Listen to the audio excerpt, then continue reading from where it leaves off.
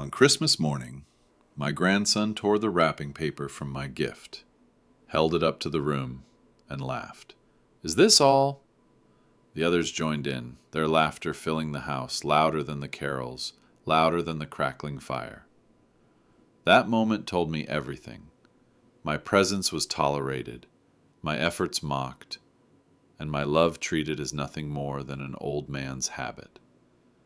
I sat there, my hands folded on my lap, watching the ribbons fall to the floor like torn remnants of my dignity.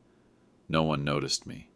No one said thank you. The table was heavy with food, glasses chimed, and voices overlapped in careless celebration.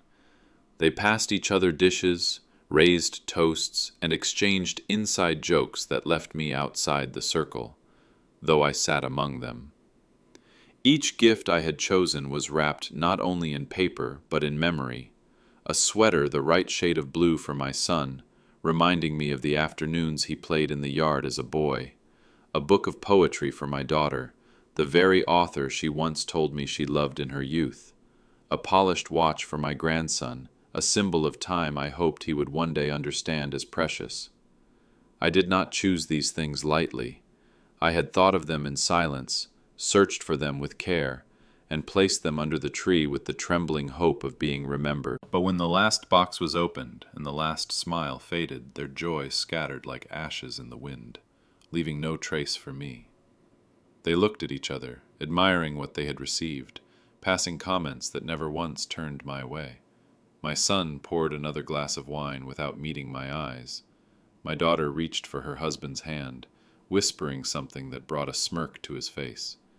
Even my grandson, who once clung to my arm as if I were his whole world, now avoided my gaze as though acknowledging me was a burden. I waited.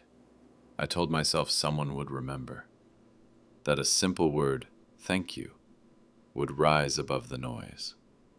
But the moment stretched thin, and silence hardened around me. The chair beneath me felt colder than the winter outside.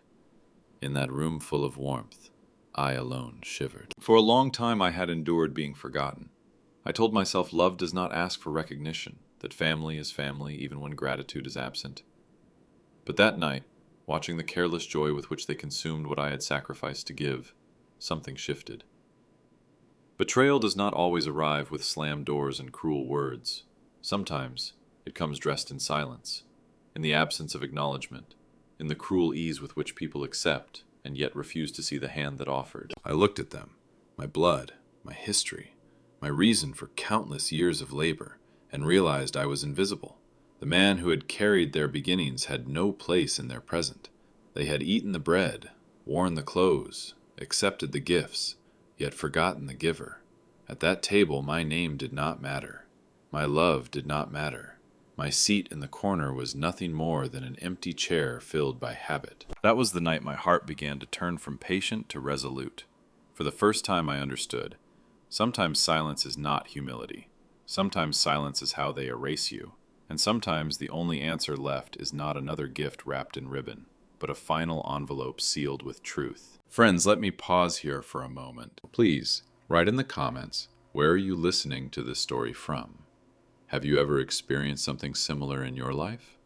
Don't forget to subscribe and share this video. By doing so, you help us grow this channel and bring more stories like this to life. And now, let's continue. Their smiles cut sharper than words ever could. They admired the glitter of trinkets, the shine of gadgets, the comfort of brand names that meant more to them than the thought behind the gift.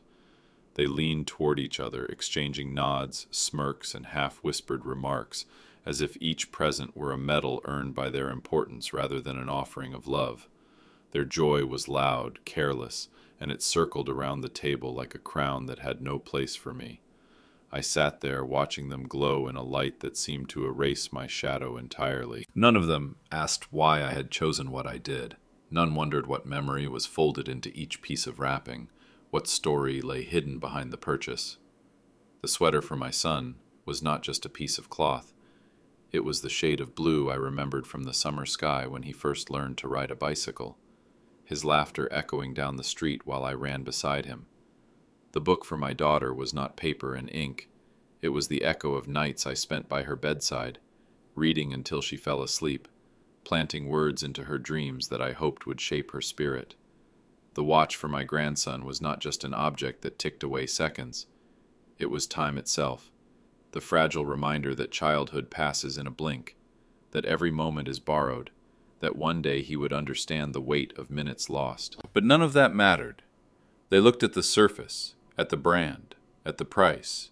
They judged worth by what could be flaunted, not by what was remembered. Their smiles told me everything. These gifts were too small, too simple, too unworthy of their modern tastes. The sweater was plain. The book was old-fashioned. The watch mocked as cheap. Their smiles were sharp not because they loved what they received, but because their joy had excluded me completely. They congratulated themselves, not me, as though these gifts had appeared on the table by chance, as though they owed thanks to no one. I sat quietly, letting the moment unfold, though each second felt like an insult. Their laughter swelled until it pressed against my chest like a weight. They admired, compared, even exchanged among themselves, never once meeting my eyes. Their joy was not shared. It was fenced, kept inside a circle from which I had long been pushed out. And I realized then that betrayal did not always arrive in storms. Sometimes it came in smiles, in bright teeth flashing under the glow of a chandelier, in laughter that leaves one chair colder than all the rest. He cleared his throat once, quietly, almost apologetically. No one turned.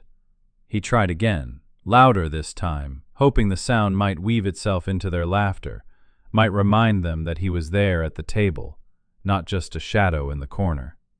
But their conversations flowed past him like a river around a stone, too strong, too self-absorbed to be interrupted by his presence. He was there, and yet he was not. The clinking of forks against plates, the shifting of glasses, the rise and fall of voices, all of it carried on without him. His son leaned toward his wife, speaking in low tones that belonged to a world he could no longer enter. His daughter laughed at something her husband said, her eyes shining in a way they hadn't when she had unwrapped his gift. Even his grandson, still holding the watch with an air of mockery, was lost in a chatter about the newest devices, the newest fashions, things he had never cared for but had worked hard to afford so they could. He sat in silence, his hands folded before him, tracing the faint lines of veins beneath his skin, as though the years of sacrifice were written there. He remembered all the nights spent working late, the mornings when fatigue clung to him like a second skin, the decisions to go without so they could have more. And now, when all he longed for was a single glance, a simple nod of recognition, the silence grew heavier, thicker, until it pressed into his chest like an immovable weight. It struck him then with a cruel clarity. Even a stranger at that table, even a guest with no bond of blood, would have received more acknowledgement than he did. A polite thank you, a courteous smile, something, anything. But he, who had given them life and time and strength, was treated as less than that, invisible. His seat was filled by habit, not by love. He had become a piece of furniture, familiar yet unnoticed, necessary yet taken for granted. The silence around him was not empty. It was sharp, deliberate, almost violent. It told him that his words no longer mattered, that his presence no longer shaped the room. It told him he was unnecessary. And in that moment, as the laughter rose and circled above him, he understood that there are few cruelties deeper than being unseen by the very people who once depended on you for everything. The watch glimmered faintly in his grandson's hand, its silver face catching the light of the chandelier. He had chosen it with care, not for its price, but for its meaning, a reminder of time, of moments that slipped too quickly, of the legacy one day passed from grandfather to grandson. But the boy tilted it, smirked, and with a voice sharp enough to cut through the room, said a single word. Cheap. It was not shouted, not meant for him alone. but spoken just loud enough for the others to hear, and that was enough. A ripple of laughter followed, light at first, then fuller, like fire feeding on dry wood. The sound of it burned worse than silence ever could. He felt it crawl across his skin, seeping into his chest, leaving behind the sting of betrayal. He looked down at his hands, those old and worn hands that had built so much, carried so much, given so much. They trembled slightly, not from weakness, but from the effort of holding back the tide of humiliation rising inside him. Those same hands had once carried his grandson on tired shoulders, had held him steady when he first stumbled on unsure feet. Now they lay motionless on the table, dismissed as easily as the watch. It was not the first time his offerings had been belittled. He remembered the birthdays when his gifts were set aside unopened until the end, the holidays when his words of blessing were drowned in the noise of others. But this moment cut deeper. It was not the object that hurt, but the ease with which they reduced him to nothing. The laughter was not at the watch, it was at him, at the thought that his love, his sacrifices, his memories could be reduced to a joke. Around the table, no one defended him. His son's smile lingered, without shame. His daughter avoided his eyes, too comfortable in the current of cruelty to break away. Even the grandson who mocked him seemed emboldened, proud, as though wounding the old man had elevated him among the others. The circle closed tighter, and he, once again, sat outside it, though his chair was at the same table. The weight of that laughter lingered long after it faded. It echoed inside him, not as sound, but as truth. He was no longer seen as the giver, the builder, the protector. He was a relic, mocked openly, tolerated but never honored. And though he said nothing, though he kept his silence, a fire began to smolder in the quiet corners of his heart. This was the kind of wound that does not bleed, but reshapes the soul, the kind of pain that whispers, "Enough." He sat in that chair, the echo of their laughter still rattling through his chest, and his mind wandered back to the nights that had built this family's comfort, long nights when his body ached from labor, when the frost of winter crept into his bones as he walked home from a second shift, when the weight of exhaustion pressed him into silence, but never into surrender. He remembered mornings that began before dawn, his breath visible in the cold air, his stomach often empty, his heart heavy with worry, yet strengthened by purpose. Every coin he earned was stretched thin, not for himself, but for them, for their schooling, their warmth, their better meals, their brighter futures. He remembered the shoes he wore until the soles nearly broke apart, while his children ran freely in new pairs he could barely afford. He remembered standing in grocery aisles, calculating silently, deciding which luxuries he would never taste so that his family could have theirs. He remembered the house that rose from bare ground, brick by brick, each one laid with his sweat, each corner built with his sacrifices. Every dream he had once carried for himself was folded neatly away, put on a shelf to gather dust, so that their dreams could bloom without restraint. And now, years later, those very sacrifices sat before him, transformed into men and women who had forgotten the soil in which their lives were planted. They mocked the watch, dismissed the sweater, ignored the book, but in truth, they mocked more than objects. They mocked the years that had been poured into them, like a foundation of concrete beneath their feet. He was the ground they walked on, but they no longer saw the ground. They only admired the building above, forgetting who had built it. It struck him deeply. Betrayal does not arrive with swords and shields. Enemies cannot wound this way. An enemy's cruelty can be endured, because it is expected. But when it comes from blood, from faces once kissed goodnight, from hands once held with tenderness, it pierces differently. It does not strike the body, but the soul. It makes a man question whether all the sacrifices, all the silent endurance, all the years of love had been wasted on soil too barren to grow gratitude. The room before him blurred as his memories grew heavier than the present. He saw himself again at the factory, covered in dust, carrying loads that bent his back. He saw himself at the kitchen table, pushing away his own plate so the children would have enough. He saw himself working overtime on holidays while others celebrated, always telling himself that one day his children would understand. One day they would thank him. That day had never come. And now, as he sat among them, it felt certain that it never would. His daughter leaned back in her chair, her fingers tracing the rim of her glass as though the wine deserved more of her attention than he did. The half-smile that curled on her lips was not cruel in intent, but careless in truth, and that carelessness cut deeper than deliberate malice. "You shouldn't have bothered," she said, the words tossed into the air like crumbs on the floor. She thought it was kindness, a way of excusing his effort, but to him it was a dagger driven silently into the chest. He looked at her and remembered another smile, the smile of a little girl who once ran into his arms, clutching her drawings, asking if he liked them. He always said yes, even when her crayon lines had no shape, because love does not measure worth. Love accepts, embraces, encourages. He had carried her on his shoulders, sung her to sleep when storms rattled the windows, stayed awake through her fevers, whispering prayers that her breathing would steady. He had given her every ounce of strength so she could stand tall, so she could feel safe.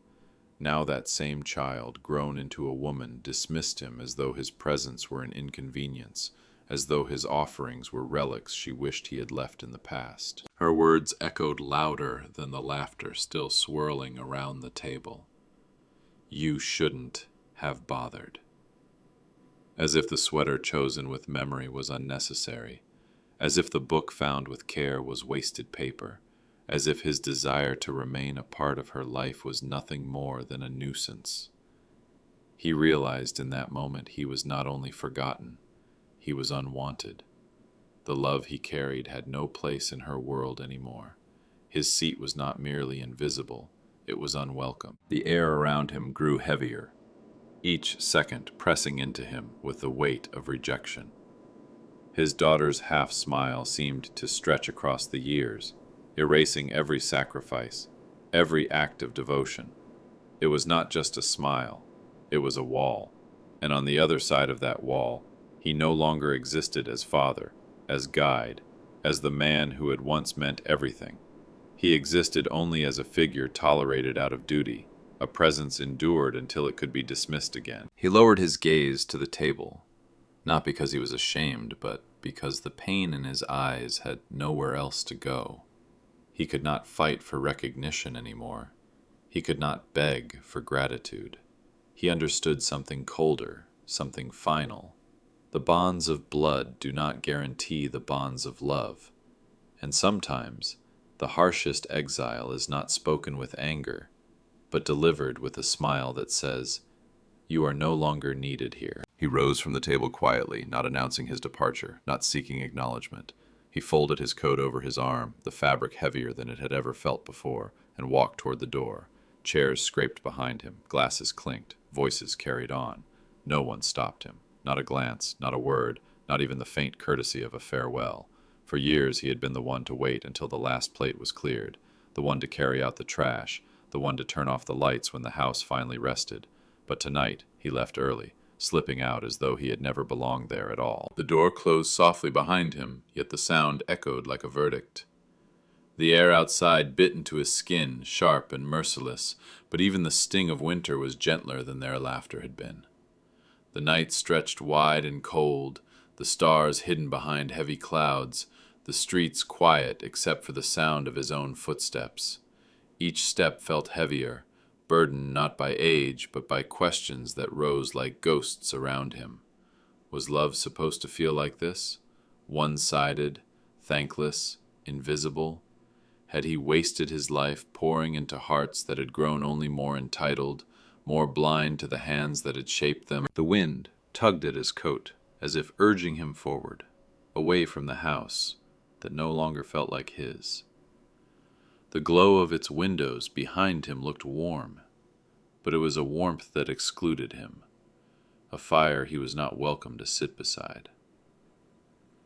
He walked on, each breath clouding in the air, each beat of his heart echoing the same refrain. All that he had given, all that he had endured, had it been in vain? He thought of the hours stolen from his youth, of the choices he made to build their comfort while denying himself.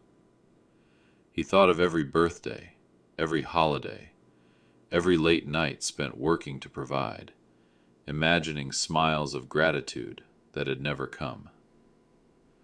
Now, those memories felt like ashes in his hands. The road ahead was empty, but it carried a strange clarity. There was no noise here, no false joy, no careless dismissal, only silence.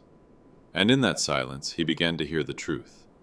Love, when unreturned, becomes a chain. Sacrifice, when unseen, becomes a wound. Gratitude, when withheld, becomes betrayal. These truths struck harder than the winter wind, yet they steadied his steps. He realized he was walking not just away from their house, but away from the illusion that he still belonged there. The night was cold, but it was honest, and honesty was warmer than their false smiles had ever been. The house was dark when he returned, the kind of silence that pressed against the walls like a secret no one else would ever hear. He set his coat over the back of the chair, his steps slow, heavy, deliberate. There was no celebration here, no laughter to wound him further, only the stillness of rooms that had witnessed his life in quiet loyalty. He walked to his desk, the same desk where he had written letters, paid bills, dreamed of futures for those who no longer saw him. His fingers found the drawer, and with a soft pull it opened to reveal what years of sacrifice had been reduced to. Paper. Inside lay the deeds to land he had purchased when others thought he had nothing. Savings that had grown slowly, coin by coin, hidden from even those closest to him. Contracts, agreements, receipts, all carefully guarded, because a man who builds with his own hands knows the value of every brick, every signature, every drop of sweat.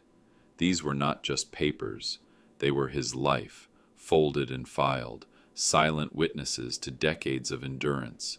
Each page carried a story, and together they carried the weight of a lifetime. His hand trembled slightly as it hovered over one envelope at the very back. It was older, its edges softened from years of waiting. He had written it long ago, on a night much like this one, when the fear of betrayal whispered in his ear. He had never wanted to use it. He had told himself again and again that his family's love, even if flawed, would never fall so low. That gratitude might come late, but it would come. Tonight, the silence at their table, the laughter at his expense, the dismissal in his daughter's smile, tonight proved otherwise. Betrayal had arrived not as an enemy's strike, but as his own blood's indifference. His hand rested on the envelope, and in that moment he felt a strange calm, almost like relief. Patience had carried him far, but patience had been wasted. He had given them everything, his youth, his strength, his sacrifices, and in return, they had given him absence. No more. The envelope was not revenge. It was justice, written quietly, sealed carefully, waiting for the moment when truth would be revealed without a single word spoken by his lips. He sat there for a long time, staring at the papers, the ink, the fragile proof of a lifetime that no one at that table seemed to remember. The desk lamp glowed softly, casting shadows that stretched across the room, shadows that seemed to whisper the truth he had denied for too long. Sometimes the only way to be seen is to leave behind something that cannot be ignored. And that envelope, sleeping patiently for years, would be the voice they could never silence. He laid the envelope flat upon the desk, pulled out a fresh sheet of paper, and uncapped the pen with the steadiness of a man who had carried too much for too long. His hand moved slowly, carefully, as though each stroke carried the weight of generations. He began to write their names, one by one. the son who had once clung to him in childhood, the daughter whose laughter used to echo like sunlight, the grandson he once dreamed would carry forward his honor. Each name appeared in black ink, stark against the white page, fragile yet final. Then came the crossing out, a line of ink clean and firm through the names of those who had turned their backs. It was not rage that moved his hand, it was truth, a truth too long buried beneath excuses, too long silenced beneath patience. Each line was a verdict, not born of anger, but of clarity. He was not erasing blood, he was erasing entitlement. He was not striking out family, he was striking out betrayal. Some names he left untouched, not because they had shown him gratitude, but because innocence still lived in them. Small ones too young to understand, lives still unshaped by cruelty. Others he left in silence, not written at all, as though absence was the greater punishment, as though being unnamed was heavier than being denied. The page grew into something larger than words. It became his justice, written not in courts or arguments, but in the ink of a man who had finally chosen dignity over silence. He paused, staring at the paper, the lines of ink cutting across memories like scars. His chest felt heavy, yet lighter than it had in years. This was no revenge. Revenge burns quickly, leaving only ash. This was something different, something lasting. A quiet decision that required no audience, no raised voice, no shouting match at the dinner table. It was justice, whispered onto paper. Justice that would wait in the dark until the right moment. Justice that would arrive when his own voice no longer needed to. The pen rested on the desk, its tip stained black, its purpose fulfilled. He folded the paper with care, slid it back into the envelope, and pressed the seal with the weight of a lifetime behind it. That simple act, so small in the eyes of the world, was the loudest thing he had ever done. Louder than every birthday where his gifts went unthanked. Louder than every holiday where his seat at the table grew colder. Louder than the silence that had swallowed his years. The envelope would speak when he no longer wished to. It would tell them who he truly was, what he had carried, what they had ignored, and when it was read, there would be no laughter left in them. The envelope closed with a soft, final sound, a whisper of paper and glue, yet to him it was louder than any shout that had ever filled his house. He pressed the seal shut with hands that no longer trembled, hands that had built roofs over heads, hands that had carried children to bed, hands that had dug foundations not only in soil but in lives. Tonight, those same hands sealed a truth that could no longer be ignored. This was not done in anger, not born of bitterness. It was born of clarity. They had revealed themselves with their silence, their laughter, their careless dismissal. They had shown him who they were. And now, at last, he would show them who he had always been. The room around him seemed to grow still, as if even the air knew the weight of what had just taken place. The envelope sat on the desk, plain and unremarkable to any stranger's eye, yet inside it held years of sacrifice, decades of endurance, the silent truth of a man they had chosen not to see. It was the sum of long nights, cold mornings, broken dreams, and endless labor. It was his final gift, not wrapped in paper or ribbon, but in justice. For years he had believed patience would be enough, that if he kept giving, eventually gratitude would awaken in their hearts.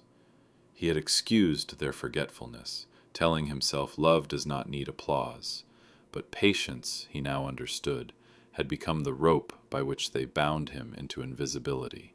Every silent wound he had endured had only taught them to wound him more.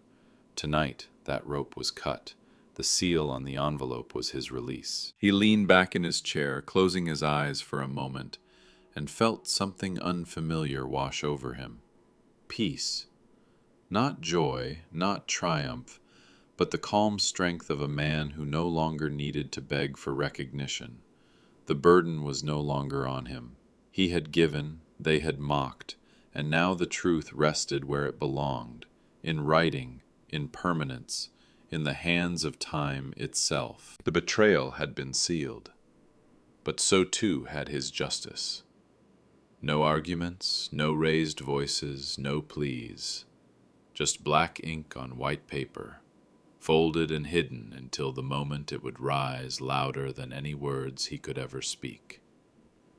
He thought of their laughter at the table, their smirks, their indifference, and he no longer felt the sting, because one day the envelope would open, and when it did, they would see, not the man they dismissed, not the giver they mocked, but the legacy they could never erase. The next morning, the winter air was sharp, yet it carried him forward with a steadiness he had not felt in years. His coat was buttoned tight, the envelope tucked close to his chest, as if the weight of it was more than paper, as if it was his very heart folded inside. Each step toward the lawyer's office felt like a march away from humiliation, away from silence, away from the cold table where laughter had cut him deeper than knives. For the first time in a long time, he was not walking toward them. He was walking toward himself. When he entered, the lawyer rose from behind the polished oak desk, not because it was required, but because it was respect. A respect his own children had forgotten, a recognition his own blood had denied him. "Good morning," the lawyer said warmly, his eyes meeting his without hesitation, without dismissal. That simple act struck him harder than any mockery. Here, in this quiet office, he was seen. He was acknowledged. He was more than a chair in the corner. He placed the envelope on the desk with deliberate care. It was plain, unremarkable, but it seemed to thrum with a silent power. His hand lingered on it for a moment, not because of doubt, but because he understood the finality of this gesture. Then he slid it across the desk, the sound of paper against wood carrying the weight of years unsaid. His voice, low but unwavering, broke the silence. "Carry it out when the time comes." The lawyer nodded once, not asking questions, not demanding explanations. He understood more than words could hold. His eyes held no judgment, no surprise, only the solemn gravity of a man who recognized the difference between anger and justice. That nod, so small, felt larger than all the applause his family had never given. It was acknowledgement, it was partnership, it was a promise that the truth would not die in silence. He sat for a moment in the chair across from the desk, his hands resting still, his breathing slow. The office smelled of ink and leather, the air quiet except for the faint ticking of a clock on the wall. Time moved forward, steady and impartial, just as the watch he had given his grandson would have, if only it had been seen for what it was. But here, in this office, time finally felt like it was on his side. The envelope was no longer his burden. It was a message carried into the future, a truth no one could laugh away. When he stood to leave, the lawyer extended his hand. Their palms met firmly, and in that grip was more gratitude, more respect than he had received from his family in years. He stepped back into the cold morning, the air biting at his face, yet he felt lighter. The envelope was no longer with him, but what it carried, the justice, the clarity, the dignity, remained inside him, steady and unshaken. Weeks later, the family gathered again, their voices rising in that same familiar chorus of careless laughter. The table was crowded with plates and polished glasses, ribbons already torn from new gifts they had brought for each other. They expected more from him, as always. They expected his quiet generosity, his unspoken role as the giver, the one who filled the gaps without asking for gratitude. But when the door opened, it was not him who entered. It was the lawyer. At first they thought it strange, perhaps a mistake. He carried no wrapped boxes, no festive smile, only an envelope in his hand. Their laughter faltered, dipping into silence that spread across the room like a sudden shadow. The lawyer did not sit. He did not smile. He simply placed the envelope on the table, his eyes calm, his presence heavy with meaning. And in that stillness, confusion grew sharp. Whispers rose. What was this? Where was he? Why had he not come? The lawyer opened the envelope and began to read. The words inside were not spoken in the trembling voice of an old man. They were steady, carved in ink, deliberate as a chisel against stone. He was not there in body, but his will, his truth, his decision filled the room. Each line stripped away their comfort, each word exposing the emptiness of their gratitude, each sentence pulling the laughter from their throats until silence was all that remained. Their eyes shifted nervously. His son's smirk dissolved, replaced by the first flicker of unease. His daughter gripped the edge of her chair, her earlier half-smile gone, leaving only pale regret. Even the grandson, once so quick to mock, could not raise his eyes from the watch still resting on his wrist, now heavy with a meaning he had refused to see. The room, once so loud, was now suffocated with silence. He was not there to see their faces crumble, not there to watch pride turn into shame, but he did not need to be. The envelope had been his voice, his justice, his final gift. It carried no anger, only clarity, and clarity was heavier than fury. It left no defense, no denial, only the undeniable truth of a man they had erased until the paper spoke for him. The lawyer folded the letter, placed it back into the envelope, and left them in their silence. Behind him the family sat surrounded by everything they had once valued, food, wealth, objects, and yet for the first time they realized how empty those things were without the man whose sacrifices had made them possible. He was gone from their table, but the weight of his words remained, pressing against their hearts with a force no laughter could break. As the lawyer's voice carried through the room, their faces drained of color as though the words themselves had drawn the blood from their veins. Each sentence struck harder than the last, peeling back years of arrogance and laughter until only raw truth remained. The man they had mocked, belittled, dismissed as nothing more than an old figure in the corner. He was the architect of everything they held dear, the house they lived in, the comforts they enjoyed, the education that had carried them into their careers, the savings that had shielded them from hardship. All of it had sprung from his hands, his sacrifices, his endurance, and now every overlooked deed, every silenced truth, every unacknowledged gift came rushing back like a flood, drowning them in shame. The son sat rigid, his jaw clenched, but his eyes betrayed him. He remembered the long nights when his father disappeared to work extra hours, the mornings when his father's hands were rough with calluses, yet still held his school books with care. He remembered, though he had chosen to forget, and now the truth pressed against him until his pride cracked like glass. The daughter stared at the tablecloth, her fingers twisting the fabric in restless guilt. The words of the letter replayed in her mind, colliding with the careless half-smile she had given him weeks earlier. That smile, which she once thought harmless, now burned like poison on her lips. The grandson shifted uncomfortably in his chair, his young arrogance collapsing under the weight of the watch on his wrist. It no longer seemed cheap. It pulsed with memory, with sacrifice, with a lesson he had been too blind to see until now. Every corner of the room became an indictment. The chairs they sat on, the walls that held them, the very roof above their heads, all of it bore silent testimony to the man they had dismissed. They realized he had not been a guest at their table. They had been guests at his, and everything they had once taken as theirs slipped away in an instant, leaving them empty-handed in the truth of what they had done. The silence after the reading was unbearable. No one spoke. No one dared to. Each of them was alone with their guilt, their shame, pressing down heavier than the air in the room. They had spent years believing they were the inheritors of his generosity, the rightful heirs of his sacrifices.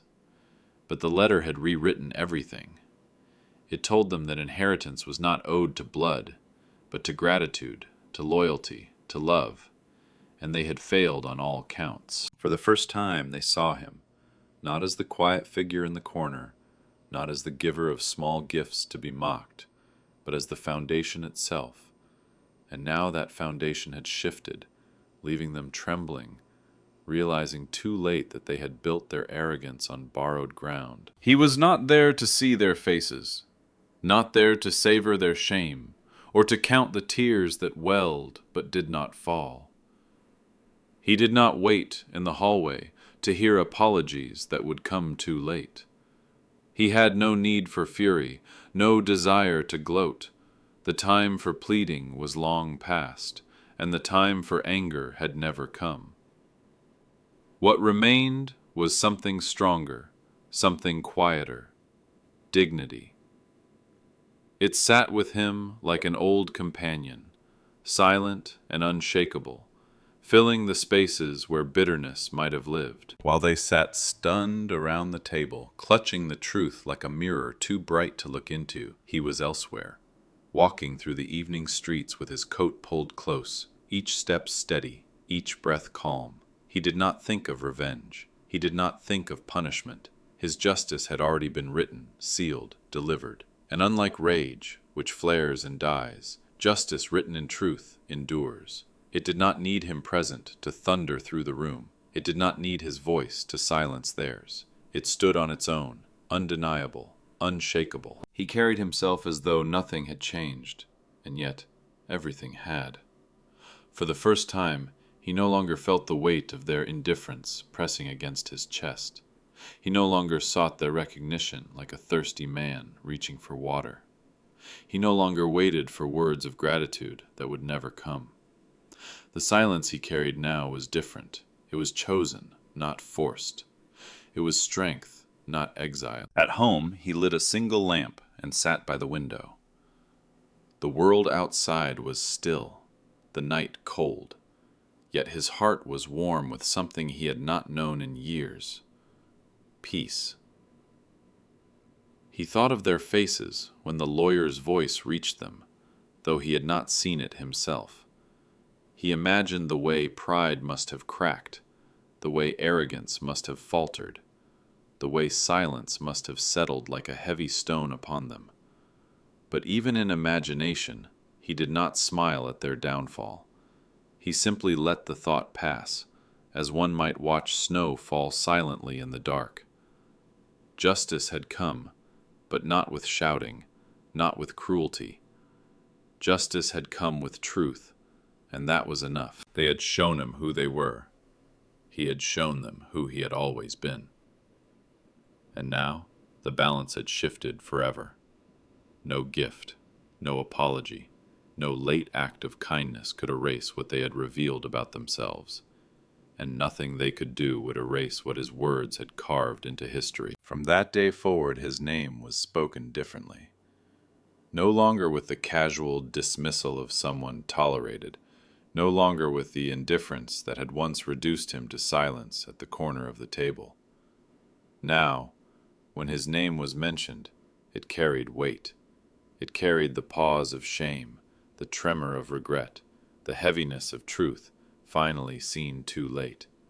For years they had spoken over him, around him, through him, as though his voice did not matter, as though his gifts were empty tokens, as though his love was nothing more than habit.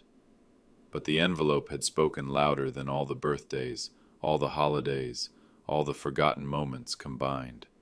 It had said what his lips had chosen not to, that dignity does not beg, and justice does not need applause. His son, once proud and arrogant, now carried a shadow in his eyes. He could not walk past the walls of the house without remembering whose hands had built its foundation. He could not sit at the head of the table without feeling the absence of the man who had earned that place long before him. His daughter, who once smiled with careless dismissal, now bit back tears at night, remembering her own words, "You shouldn't have bothered." They rang in her ears, not as kindness but as cruelty, each syllable mocking her more than it had mocked him. She knew she could never take them back, and the grandson, still wearing the watch he had once called cheap, now looked at it differently. Its ticking was no longer just the passing of seconds. It was the reminder that time runs out, that love ignored becomes regret, that respect withheld becomes an inheritance of shame. The envelope had transformed them, but not in the way they hoped. It did not erase their betrayal, did not soften their cruelty, did not absolve them of what they had done. It simply revealed, with a permanence that could not be undone, the truth they had ignored. His legacy was not wrapped in paper, not hidden in gifts. It was carved into deeds, sealed in contracts, written into the very structure of their lives. They had mocked the giver, yet they lived in the comfort of his giving. They had dismissed the man, yet they stood on the ground he had laid beneath them. And now, they could not escape the fact that everything they called theirs had always been his gift, one they had never thanked him for. In the weeks and months that followed, whispers traveled beyond the family. Neighbors spoke of him differently. Old friends told stories that the children had never cared to hear. In town, his name began to carry the honor it always deserved, not because he demanded it, but because truth, once revealed, cannot be buried again. He was no longer just the old man. He was the benefactor, the builder, the silent force who had sustained more lives than they had ever realized. And yet, he did not return to gloat. He did not appear at their door to watch their regret. He did not need to. The envelope had already done everything. It had spoken in his absence, with a voice clearer than his own could have ever been.